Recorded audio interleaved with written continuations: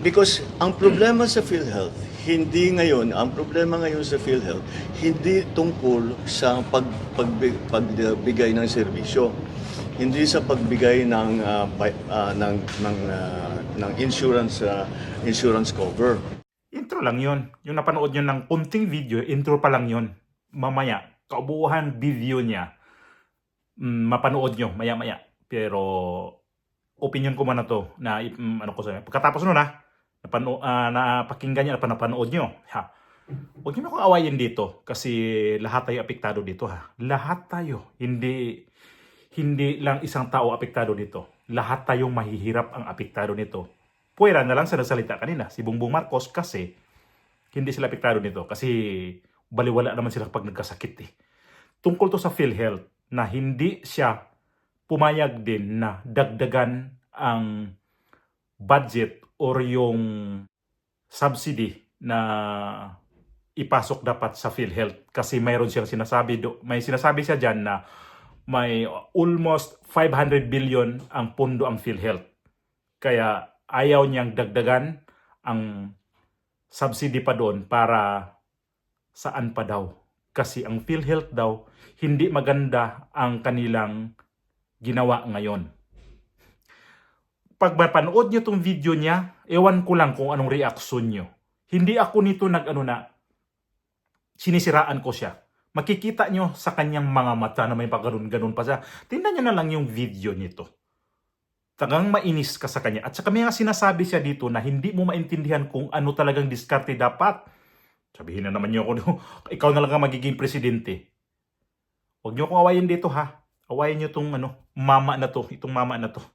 Dito, napanood ko itong video niya, sabi ko, oh my God, anong klaseng presidente to? Ikaw ba presidente? Ayaw mo na i-upgrade yung ng PhilHealth? Kasi ang sinabi niya, dialysis at saka yung sa cancer. Yun ang sinasabi niya dito. Bago po yan, paki-subscribe po ang aking YouTube channel. Pasok ko yung video para makita nyo yung buong sinabi niya dito. PhilHealth has a 500 billion reserve. And the cost of to provide their services in 1 year is less than 100 billion. So their budget actually for expenditure is in the 260 billion. It is in 100 and plus billion. So meron pa ring reserve. That's why I know na naabala ang tao because bakit natin binawasan? Dahil ang katotohanan dyan ay kung tignan ninyo, kaya binawi ng Department of Finance yung ilang reserve na naman doon na naiwan dahil hindi nagamit yun ng ilang taon. In other words, the PhilHealth has sufficient budget to do all of the things that they want to do.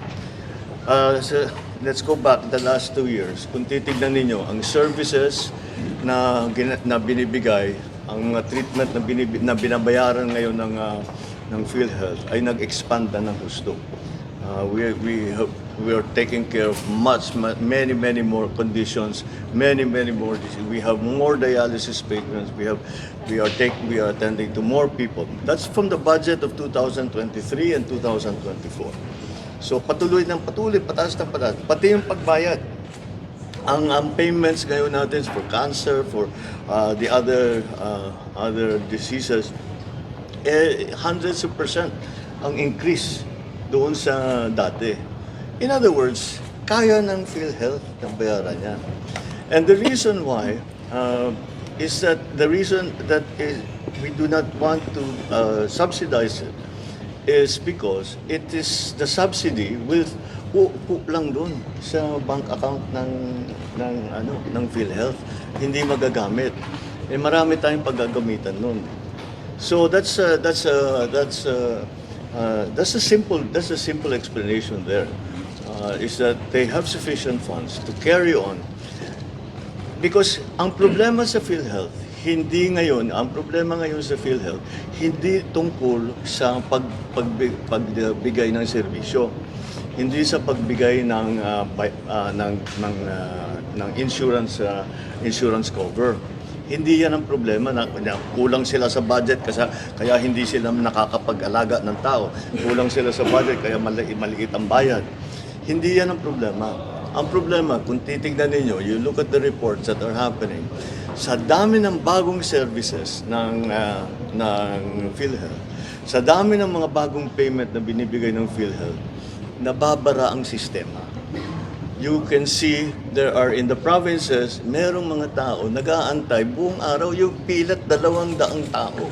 Nag-aantay, magke-claim sila. Hindi naman mahirap. Pero that's what's happened in PhilHealth.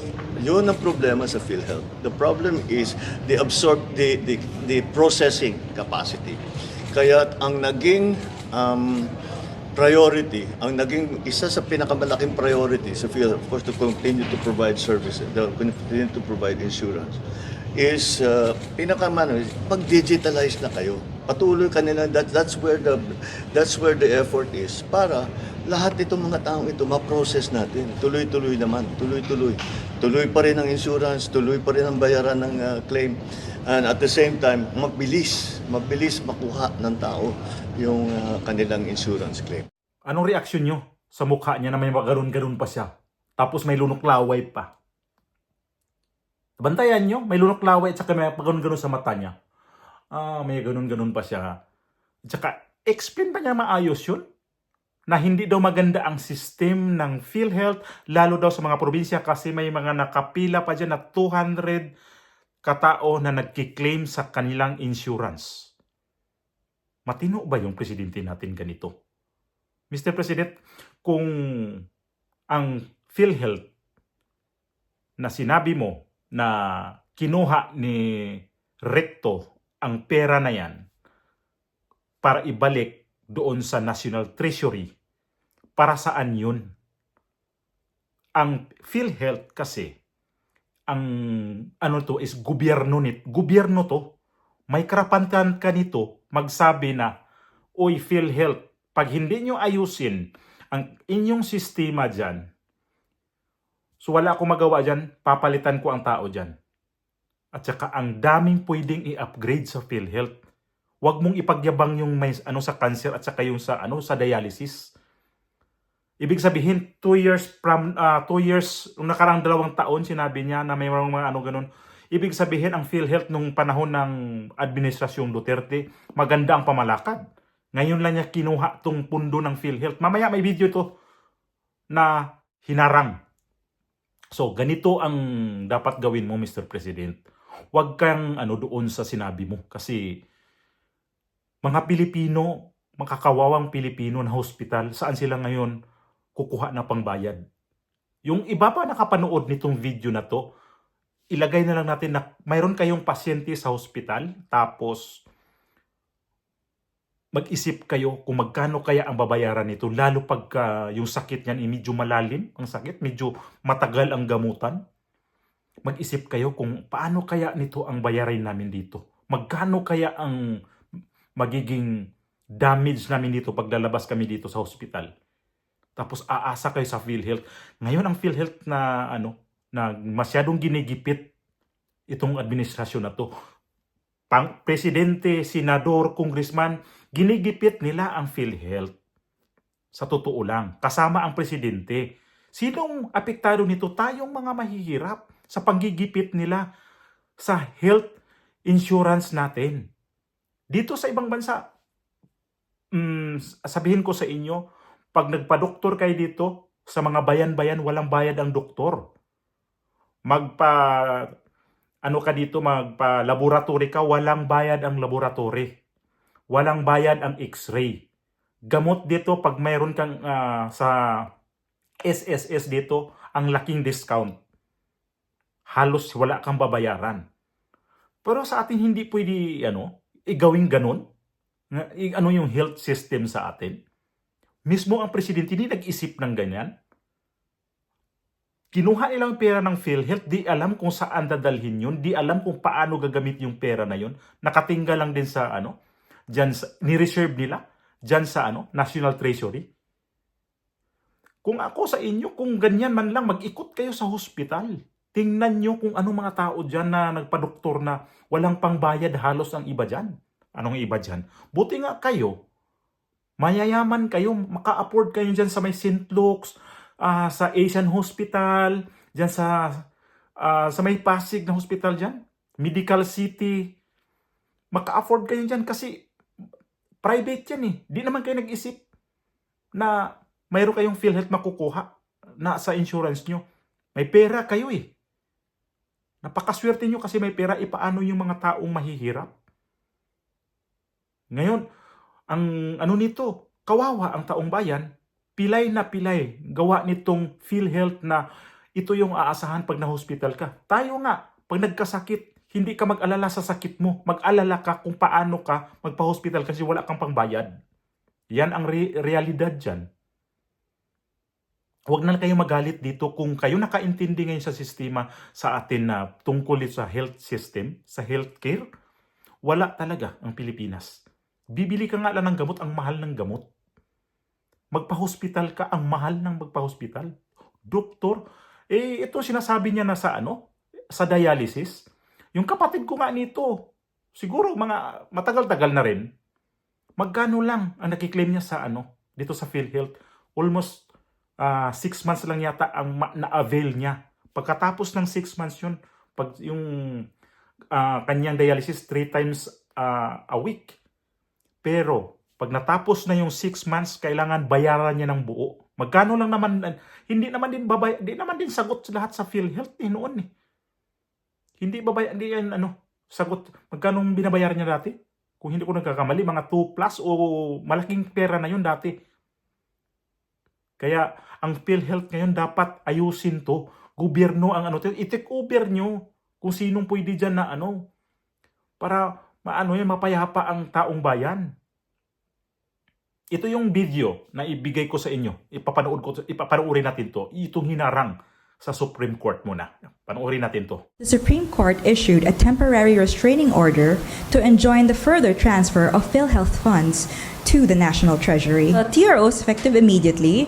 So far, the PhilHealth has transferred 60 billion pesos to the National Treasury. 20 billion was remitted in May, 10 billion in August, and another 30 billion this month. When asked if the funds already transferred will be returned, SC spokesperson Camille Su May Ting answered in the negative. That was not the subject of the TRO. So the TRO is just really to prevent the further transfer of more funds from PhilHealth to the National Treasury. Natigil yan. Kasi nga, hinarang nitong, may nagpetisyon yan. Kaya, hinarang ngayon ng Supreme Court na hindi na pwede kukunin pa yung ibang pera. Ang laki nga pera ng PhilHealth, pero ang problema lang kasi dyan, itong mga tao dyan sa paligid natin ay hindi talaga maayos ang kanilang pag-handle sa pera. Ang daming pasyente natin na pwedeng ma-avail nila yan. Halimbawa lang, yung doktor, magbabayad ka pa rin sa doktor, di kasama ang PhilHealth doon. Ewan ko lang ngayon maawa kayo sa sarili nyo. Na itong presidente natin mismo ang nagpilay sa atin, buti na lang naharang nitong Supreme Court. Kung hindi, saan kaya pupulutin ang ating ngayon, ang healthcare system na naman. Kawawa talaga tayo dahil ito ang nangyari sa atin ngayon. Kawawa talaga. Pero hindi nakita yan sa mga may pera. Ang mag-react nito na magagalit, ang nagpalabas ng salita nito, ako mismo, ako ang aawayin. Buti nga kayo siguro may pera, kaya kayo galit. Paano kami kagayang walang pera? Kung hindi kayo nakakaintindi ngayon sa ating healthcare system, bulok talaga. Wala talaga yan. Tapos itong ang nakikita ko lang dyan na nagbigay talaga ng suporta na ayaw pumayag na tanggalan o i-zero subsidy ang PhilHealth. Itong senador na, si Bongo, humarang siya dito na bakit gawing zero. Panoorin yung video ni Bongo. Pero may mga senador na tutol sa desisyong gawing zero ang subsidy ng PhilHealth sa susunod na taon. Dapat po ang pondo ng PhilHealth ay para sa health. Kaya nga po, PhilHealth. Lessons learned dapat tayo sa pandemya. We should invest more in health. Subsidy from the national government may still be needed to implement necessary reforms and improvements in its benefit packages. Huwag naman zero budget. Sa huli, ang mga mahihirap na pasyente na naman ang kawawa dyan. Yan lang yan sa nag-ano dyan. Sabagay, mayroon pang nag-ano dyan, pero siya nagsasalita dyan sa Senado. Bakit gawing zero subsidy ang PhilHealth? Na kailangan talaga yan sa mga mahihirap. So, ito si Bongo, kakandidato ng senador to, suportahan natin to kasi mayroon siyang malasakit center sa mga hospital yan eh. Siya yan nag-ano dyan. Sabihin na naman, hindi naman pera niya, hindi nga niya pera. Pero, siya nagpa-implement yan na para mapagaan tayo kung magpa-hospital man tayo, kung may mga pasyente tayo dyan, siya yun ang nag-ano dyan sa mga hospital na yan na pwede natin malapitan yung yung malasakit center na makabawas ng bayarin sa hospital. Kasi sa atin, pagdating kasi sa hospital, private man yan o public, ang laki talaga ng bayaran sa hospital. Ano ka na mag-isip ka na kaagad nga eh. Ito lang itong kwento ko lang to. Yung tatay ko dati, nagkaroon ng bukol. Ayaw magpa-doktor. Kasi alam mo, iniisip niya, tiisin na lang yung sakit niya kasi magpa-doktor siya na wala siyang pangbayad. Noon, wala naman yan yung PhilHealth eh. Buti nga ngayon, yung mga may kahit di ka nagtatrabaho, may mga PhilHealth na. Pero kulang pa din ang serbisyo sa PhilHealth. Ito, ayaw pa nagbibigyan ng subsidy, binawasan pa, ninakaw pa. Ano na ngayon ang sa PhilHealth? Ni presidente nga ayaw talaga suportaan to. Anong klaseng presidente natin to? Na siya mismo ang nagpahirap sa taong bayan lalo. Nakita niyo naman ang kanyang mga reaction, may mga ganun-ganun pa siya. Tapos may nainis kayo, tumingin ganitong interviewin siya, na imbis na mga taong bayan ang kanyang titingnan, wala yun. Pagdating ng kampanya, taong bayan siya pupunta. Pero ito ngayon, ang PhilHealth para sa taong bayan to, hindi niya to pwedeng maibigay sa taong bayan. Hindi niya to pwedeng isolusyonan para sa taong bayan. Napakasimple lang naman, Mr. President. Kung totoo kang taong bayan ang gustong tulungan. Ay, naku po.